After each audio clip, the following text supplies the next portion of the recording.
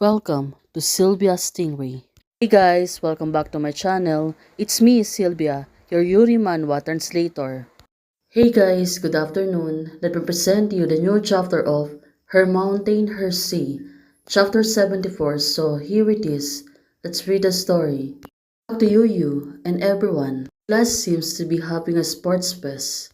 Everyone is running around the field. Feel like I'm going to die. Says that Chitang looks so thin. How can she run so much? So is Yu, even your grades are good. Running is still so good. It is not fair. Well, everyone seems to be complaining. After the evening self-study, go back to the labs. Yu said to Chitang, you have low immunity. I often have a fever. And now, I don't have much time to exercise so I can only insist on running in the morning, the evening. Yu said to Chitang, are you coming? President said no. Chitang will accompany you. Oh, everyone seems to be not fond of exercising and do runnings. That's why she left Yu to care of Chitang. When Yu is asking to practice on morning and evening, Chitang said to her, I am with you. Oh, it was really sweet thing. Right now, she's holding a bottle of water. She's going to drink.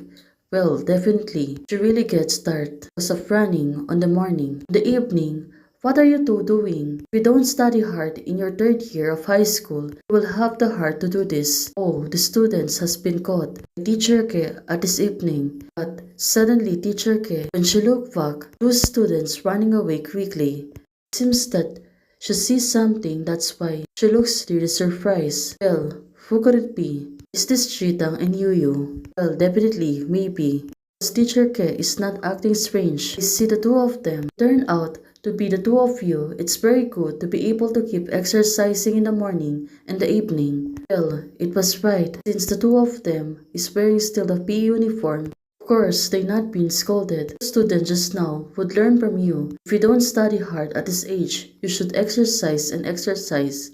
Teacher Guest said, what a puppy laugh. It was really outrageous. It was pertaining to the students that had been left. Right now, on New Year's mind, teacher, don't praise it.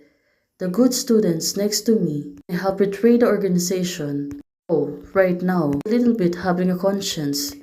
She was helping Chitang on the fast.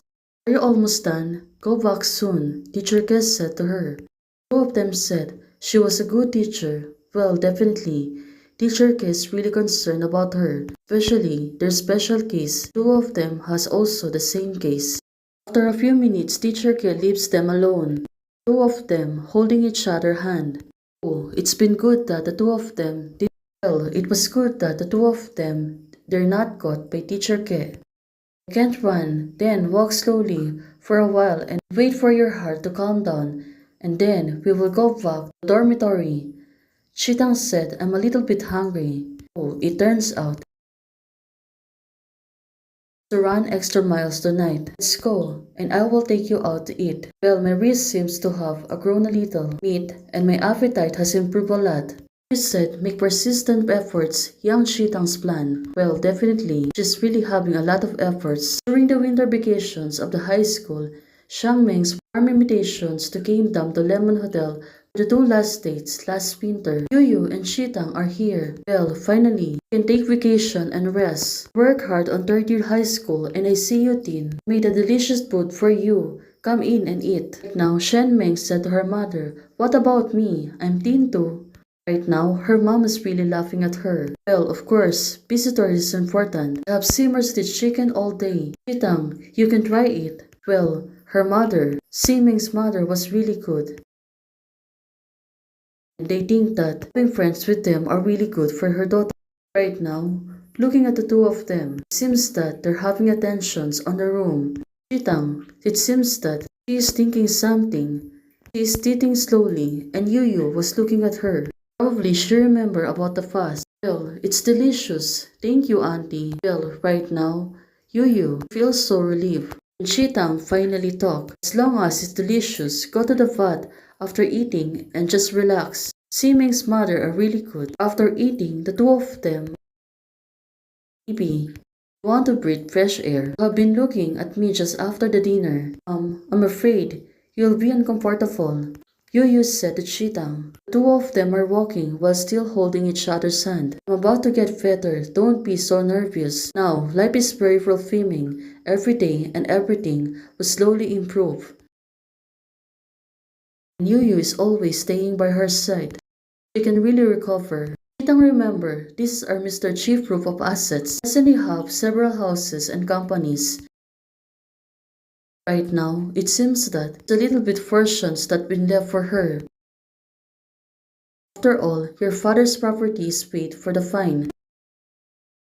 You are Mr. Shishang's only heir, and you will inherit this house after signing it. Father left her something for her. Right now, Chitang, she signed the paper. Well, Chitang was right. Maybe she can sell those houses so she can continue to study, live.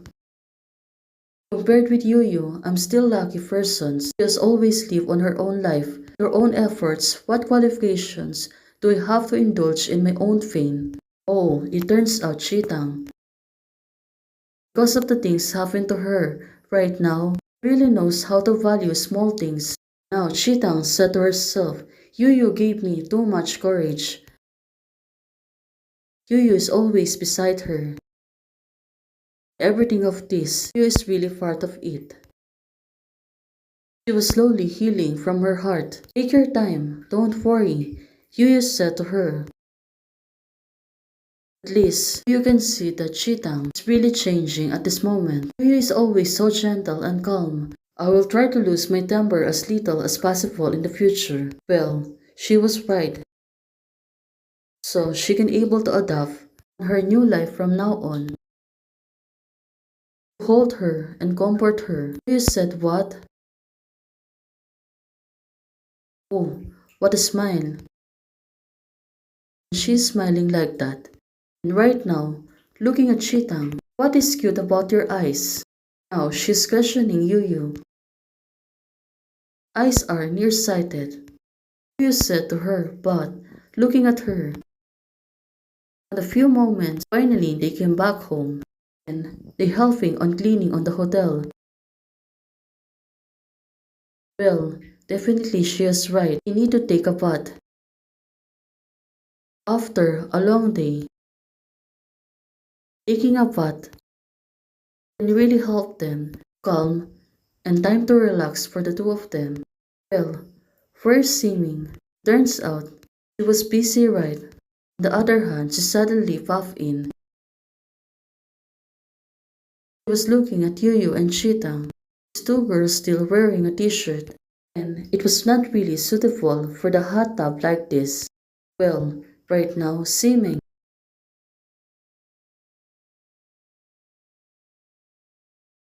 Well, the two of them are really coughing.